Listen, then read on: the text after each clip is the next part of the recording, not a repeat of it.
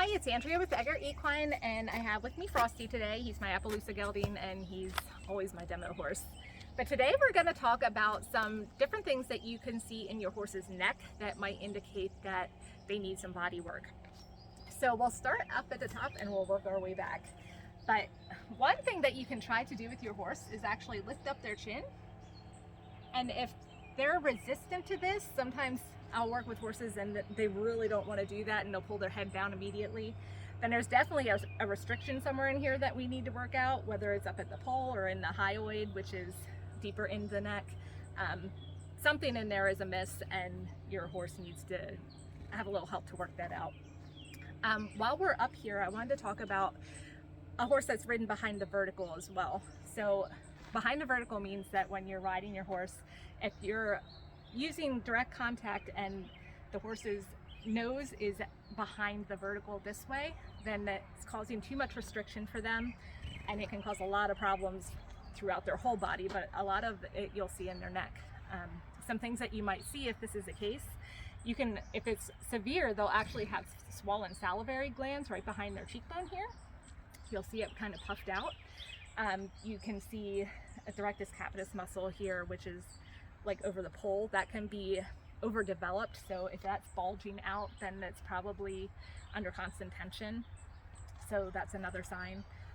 Another sign of being ridden behind a vertical actually is down here. You'll see a dip in their neck, and that's from just that bracing back at the C7 and T1 vertebrae. It can actually even cause arthritis and bony changes in here if it's a constant thing that this horse is being ridden behind the vertical. But it will cause that underdevelopment of the muscle here just from deteriorating while all of this is under constant tension.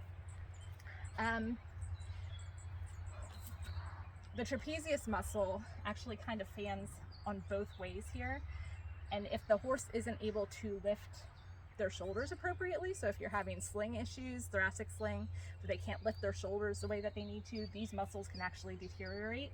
So when you see those big gaps in the muscling right here, then that's usually indicative that the horse cannot appropriately lift itself because there are some restrictions going on that need addressed. Also, another thing that you might see is if the mane flips over on one side, no matter what you do, and you always want your mane on one side to be pretty, but there's that one piece that always comes back. So that usually means either there's a fascia restriction somewhere in the neck, or one side of the neck is developed more than the other in that area. Now with Frosty, I actually have that issue with this piece of hair right here, because he has this big scar from when he was 2 that's very deep, and we won't ever be able to get rid of all that scar tissue because it was such a big cut. But this part of the mane always hangs over, and whenever I do carrot stretches with him, he can do them so much better to the left than to the right. So you'll notice that too if you have a horse with a restriction on one side or the other. They're not going to be able to stretch as fully. Even flexing under saddle, they might be able to go one way better than the other.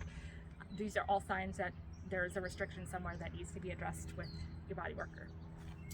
Sometimes if these things are severe enough, we might even want to get the vet involved to see if they need a little extra relief than what your body worker can do. So hopefully this gave you some signs that your horse might need some extra attention, and working with your body worker, your trainer, to resolve things and maybe get your horse going in a better direction so that they're comfortable and that they can move at their best.